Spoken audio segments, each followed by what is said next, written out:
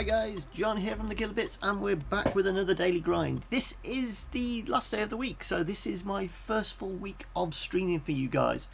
How did I do? Anyway, if you don't know what the daily grind is, it's you, me, the camera, and a cup of coffee. So cheers. Now let's get into this. Obviously, today's subject matter, well, there's not been a lot of news. Obviously, a lot of the news has been dominated with what happened yesterday. It was about 10 o'clock at night for us here in the UK. Wherever you are in the world, it was obviously a different time. But of course, it was the Nintendo Direct, the first Nintendo Direct without Iwata himself. We did have Reggie in charge, but he kept passing it off to whoever it was, Bill from the treehouse or whatever. Anyway, obviously the biggest news, and I know we're starting with the end here, but they finished the broadcast with the news that, have I got this right? No, that's Reggie. We've got Cloud in Smash Bros. Yes, this was a fan favourite that a lot of people wanted. I don't know whether this was actually the fan voted one. I can't remember them actually saying whether it was or not. But no, we are getting Cloud in Smash Bros. And here we go, we can see the video of it. So yes, a lot of people kind of completely geeked out when they saw this. Just that, when those first few bars of music came in, everybody just kind of got goosebumps. And I have to admit, I did as well. I'm not a huge Nintendo fanboy, as anybody who watches the show knows.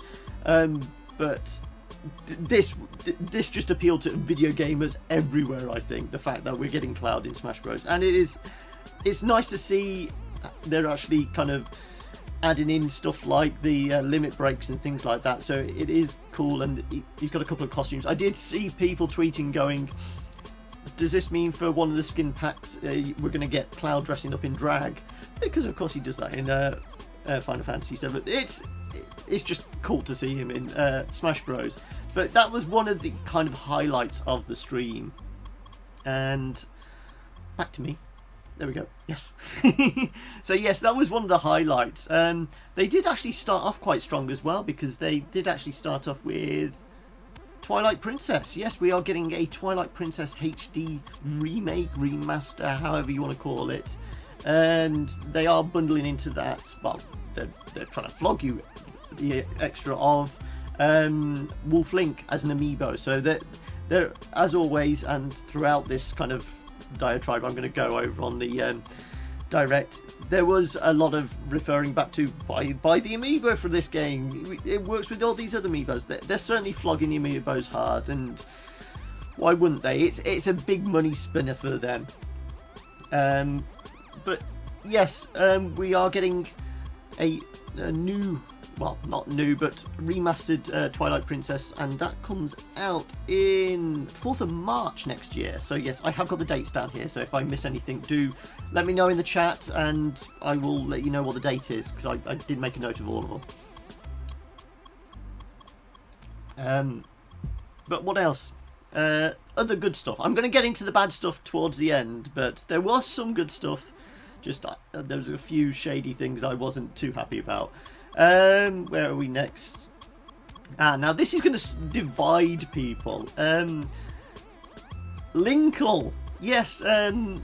They showed off who's going to be appearing in, was it the Hyrule Warrior Legends, which is their crossover with it's Tecmo, isn't it? Tecmo does Dynasty Warriors. Yeah, obviously Hyrule Warriors has been on Wii U, but it's transferring over to the 3DS, and they're showing off a new original character available in the 3DS version, a female Link. Now, a lot of people are excited about this. I know Fran, when she first saw it, she was tweeting and messaging me on Facebook going, have you seen? It's a girl Link! It's a girl Link! So yes, you get rather excited, but I'm thinking, have we had a girl Link for ages? Whenever you go to a Comic-Con, that all the cosplayers are playing as a female Link. So it's nothing new, but it's new to see it in a game, and it is something people have asked for. Well, a few people asked for, but it seemed like a strange one. Is this them trying to get ahead of the curve and going, look, we've got strong independent women in our games, look, and just because they can't show us anything of Metroid. But yes, that was one that was certainly a surprise to people. I wasn't expecting it. There were rumours that there was going to be a female Link at some point, but yeah, that was quite out of the blue, and that was another one of the good points. One of the kind of good point I picked up on was they're doing some fixes in Mario Maker. They're showing they're doing a new. I've got the information on the side here somewhere. Yes, they're doing a new web app for Mario Maker, because if anybody's played Mario Maker will know trying to find a decent level in that game is a pig. It is an absolute pig to find any decent levels, because there is just a load of crap. That's what you get with user-generated content. But that was another positive. We're also talking about new levels. Splatoon. They showed off a couple of new levels and some new gear, new outfits and things like that. This museum, was it this museum one? No, it's the other one. The museum one has got moving platforms in it, but the other one, which was supposed to be like the holiday resort type one, looked quite interesting because it's got, as the match goes on, more levels or more platforms appear. So they're saying it can get a bit clutch in the end, you know, which side is actually going to win, because you've got these new platforms appearing that obviously you have to cover before the timer runs out. So they are continuing to support Splatoon. They're even saying they're going to be doing a tournament as part of the Treehouse experience, and they actually said they were going to, what was it, support it through till January next year with continuing updates and things like that. So they are continuing to support it, but there wasn't any mention of what they're going to do post January, whether they are going to continue after that or they're going to move on to their new stuff, because they have got a lot of new stuff coming out in spring next year. So it would make sense they're going to start, I wouldn't say driving people away from Splatoon, but they're certainly going to start driving their marketing department away from Splatoon, because there'll be money well spent on other stuff that's coming up in February, March time and things like that. But yeah, that is the Splatoon news, and that is probably all the positives from the event. After that, one more. There was one more. I've just checked it on my list. Star Fox. Yes, we saw more details about Star Fox. Obviously, we saw some stuff at E3. It's been, you know, there's been information floating around for a couple of years now about Star Fox, but we actually got to see some of how the game is designed and how we're going to use the vehicles and things like that, and basically showing off the individual vehicles and how the vehicles are part of your team, as they put it. But there's more information on Star Fox, and that is out April next year, April 22nd. So like I said, they've got a lot of stuff in the next couple of months, but they're also continuing to release stuff through till, I think it's April, March, April is most of the dates on here as well. So yes, they are doing a lot to kind of support their IPs, but that wasn't a surprise. We were expecting Star Fox news, and as I say, that probably pretty much wraps up the kind of positive side of the event. I started to get a bit questionable when they started rolling out, what was it? So what next? Oh yeah, Xenoblade. Obviously, you've got Xenoblade next month. Yeah, a lot of people are excited for it. It does look incredibly cool. They're saying it's a huge RPG world to explore. But getting through all that, and then they go on about, what was it? Pre-purchase and preload, and that was the first mention of the I think it was the first mention of the whole pre-purchasing, preloading type of thing. Obviously, it's a huge game, so they're not going to be able to fit it all on this. So they're encouraging people to get these individual data packs sort of thing. You know, I'm guessing like texture packs and things like that, because it's a huge game. But as they went through the event, the kind of the pre-purchasing and it's best to get this early because there's a bonus if you get it early. It started to come into effect a lot, and it almost felt like, well, an EA conference, you know, pre-purchase this, pre-order this, pre-buy this, you know, DLC. Yeah, it all got a bit much. So that was Xenoblade, which was kind of the thin end of the wedge. And then we start getting into the Animal Crossing game, the amiibo-based game. Now, we obviously saw stuff about this at E3. And I think me and Fran were discussing this going, well, this is a game where you have to have amiibos. It's not like an optional choice. Yes, they're doing kind of the card-based ones for it. But I'm still not sure if there's any details on the pricing for those. But the fact is, this Amiibo pack, what was it? Amiibo Festival, isn't it? Where we go. Animal Crossing Amiibo Festival comes with 2 Amiibos in the box, and they're only available in that bundle. You can use your other Amiibos if you happen to have Animal Crossing ones, but those 2 that appeared on the direct are the only ones you can get as part of this bundle. And it's all this, all right, okay, well, this is exclusive collector's edition bundle. Yeah, this is starting to feel quite shady, you know, EA, Ubisoft, Activision type marketing. This isn't the cuddly friendly Nintendo we're kind of used to. This did feel like a very heavily marketing type direct, rather than here's some good games, go enjoy. This is buy our shit. There was a lot of hard selling, I felt, throughout, and things went from bad to worse when we go into their other collaboration, this time with Bandai, wasn't it? The Pokken tournament, which is obviously Pokemon meets Tekken. And the weird thing was with this was, obviously you can play as all these Pokemon in an arena battle type idea, but if you buy the version when it comes out spring 2016, there's still not an exact date on it, but if in the first run, if you buy it straight away, essentially you get a Shadow Mewtwo card to unlock Mewtwo early. So it's this kind of whole buy this exclusive skin and get early access to this. It is almost that kind of, as I say, the big publisher route to try and get people to pre-order, pre-purchase that. It started to make my skin crawl. As I said, every other time there was a game announced or information came out, there was a lot of heavy pushing on the pre-ordering, pre-purchasing type stuff. I mean, yes, you can get Shadow Mewtwo in the game. They admitted that, but this, buy it early and you get this card which you can scan on your gamepad, and you get it unlocked straight away. It's this whole thing of, it is that microtransaction type thing of, you know, you can get everything, but if you want to pay us more money, you can get it quicker. Which, yes, I know game development and that is an expensive business, and these companies have to make a profit and they have to kind of scratch cash where they can, but this just felt kind of anti-consumer.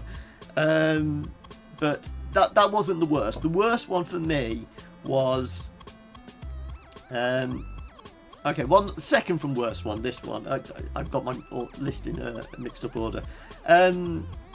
We had information on Fire Emblem, the new Fire Emblem game, Fire Emblem Fates.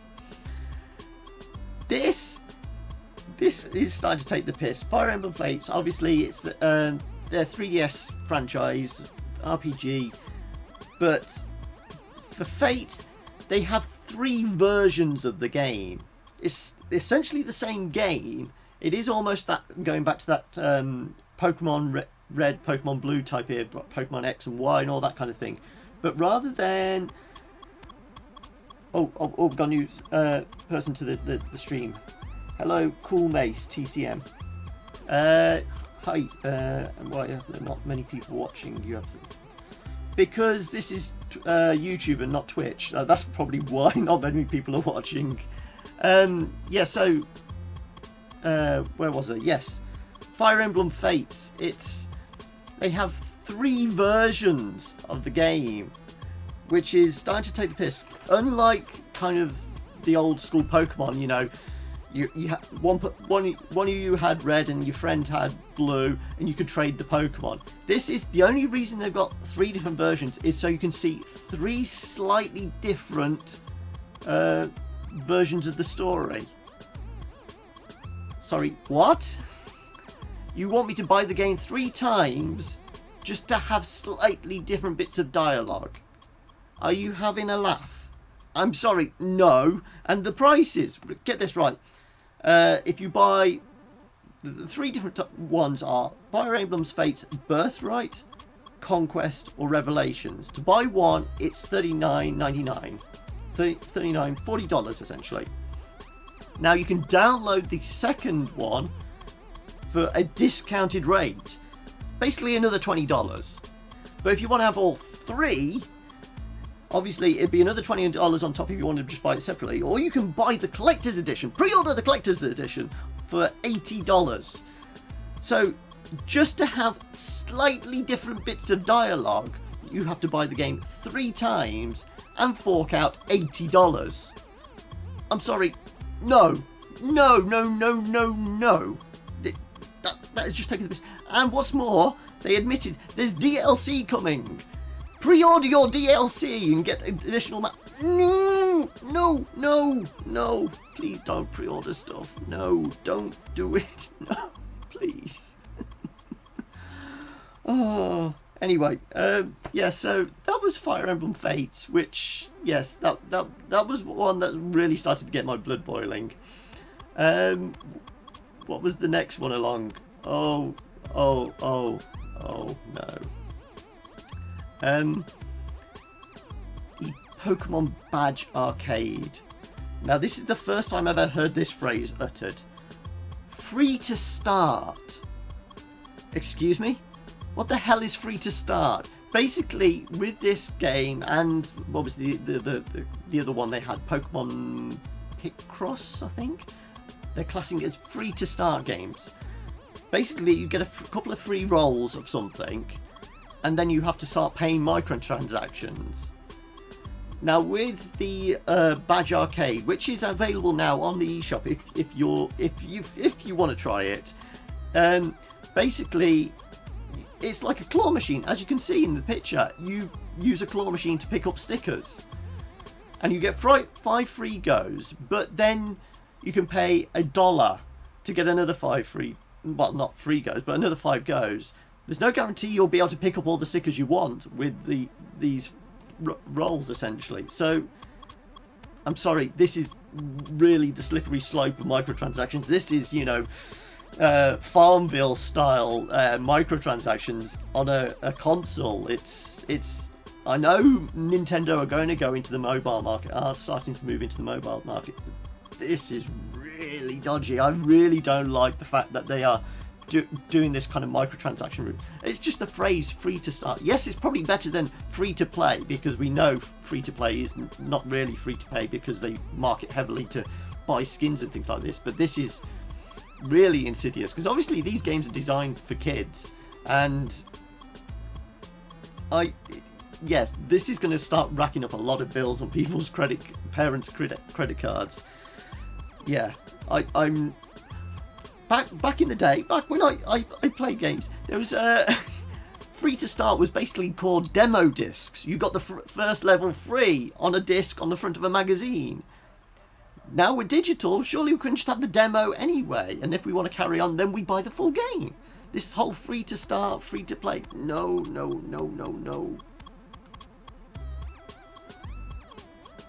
Anyway, so yes, that is what really kind of left a bad taste in my mouth. The whole pre-order our shit, pre-purchase this, get a free soundtrack, pre-purchase this, get a free wallpaper for your 3DS. It was all a bit cringeworthy. It felt like a marketing campaign rather than... Well, obviously it was a marketing campaign. This whole thing of, the Nintendo Directs do build up hype and get people excited. But this felt like, we are selling you this, buy our shit. It didn't feel like, here's some cool games, please consider buying them. It was heavily marketing, it was salesman tactics. It's drilling it into you, going, you have to pre-order this to get this early, and you have to, with limited stock and all that kind of thing. It felt American. Obviously, previous Nintendo Directs with Iwata at the helm, it felt a bit more, I wouldn't say holistic, but this, it almost felt like that brash trying to sell you stuff, and it just made my skin crawl. Anyway, there were a few other bits and pieces that were mentioned. This was one I'd never even heard of before. The new Pokemon, was it? It sounds like an Adventure Time title, wasn't it? Pokemon Super Mystery Dungeon, which is essentially a Pokemon game just without the trainers. You get to play as the Pokemon yourself, and it's a dungeon crawler RPG.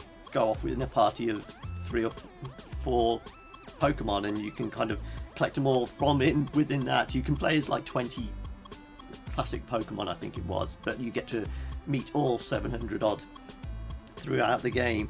That is out actually next week? Yeah, next week. So yeah, as I said, I never heard of that one. I don't think it was even mentioned at E3. So yeah, that was one out of the blue, which it's different. I'm not a, I don't own a 3DS, so it's not one I'll actually play, but it looked a bit different, a twist on the traditional Pokemon style. Other stuff we had, they showed off Mario Tennis, new mechanics of, there's a new smash move or something. What else was there? What else? They showed off some Final Fantasy Explorers. That's out in January. The third-party ones. They did a bit on kind of the indies and that they're going to be that they're working with. One that did actually pique my interest is Kerbal Space Program on the Wii U, because they're actually utilising the gamepad in an interesting way of. When you launch, you can see from within the cockpit on the gamepad, and you can actually kind of tilt the ship as you're in a rocket taking off and things like that. So there are some cool mechanics there. They showed off some of the small indies. There's like a Typo Man, which uses words to get around the level. Other interesting stuff like that. But I mean, that was pretty much Nintendo in a nutshell for me. Cool stuff. Cloud in Smash. We're getting a HD Twilight Princess, something a little different in Hyrule Warriors with a female Link, and then it kind of went downhill from there because they were just trying to sell you DLC. So yes, that was Nintendo Direct. As I said, it didn't blow my socks off. There was some cool stuff, but it just felt like a heavy marketing campaign. Yeah, I don't know. What do you guys think? Let me know. If you're in chat at the moment, you can, get in touch on the chat, or you can get in touch in comments once this video goes out. And also you can get in touch with us on Facebook or Twitter as usual. Put the link down below. There you go. Twitter @TheKillerbits. Facebook is the same. But yes, that is it from me. As I said, this was my first week of doing this kind of live vlog style, so do let me know if you've been watching these. How did I do? Did the videos come out all right? As I said, this is literally... I've had my super fast broadband for 2 weeks now, so this has been something I've wanted to do for a while, but because BT are complete dickheads and have been messing us around for God knows how, I think it's like 3 months trying to get fiber broadband, I've actually gone from a like 0.5 megabit upload to 20 megabits. So it means I can do this. Anyway, so I will be doing more live streaming. Let me know if there's any improvements you want me to do to the daily grind, and I will attempt to try and do some more gameplay live streams as well. So if there's anything you'd like me to play, let me know. As for what's coming up on the channel, if you noticed just before this video came out, Yaki has been playing the new Hearthstone Explorers, the League of Explorers video. I didn't have actual chance to put his clips in there because it literally came out like 30 minutes before I went live. I haven't even had a chance to watch the first one yet. So yes, But I will make an annotation there. This evening, Fran is playing Lieutenant Morales in Heroes of the Storm, so you can check that out at 7 PM GMT. What else we got? Over the weekend, I think Fran is doing something special for the 100th vlog tomorrow. And I'm trying to cut together our co-op for Trials ready for Sunday. So yes, plenty of stuff on the channel. If you're not already subscribed and you want to see all that, obviously there's a subscribe button there, there's a subscribe button down there. You know the drill, you know the drill. And as I said, yeah, if you do want to get in touch with us, you can do in the comments or on Twitter at The Kilobits or on Facebook at facebook.com/TheKilobits. And if you want to help out the show, as you might notice there, it says patreon.com/TheKilobits. You can go over there and maybe chuck us $1, help us continue creating content for you guys. And I think that's about it for me. I've got to rush off now because I've got to go head out for 4 and I've got 4 minutes to get ready then. Okay, right, well, I will see you anon, guys. Let me know how this went.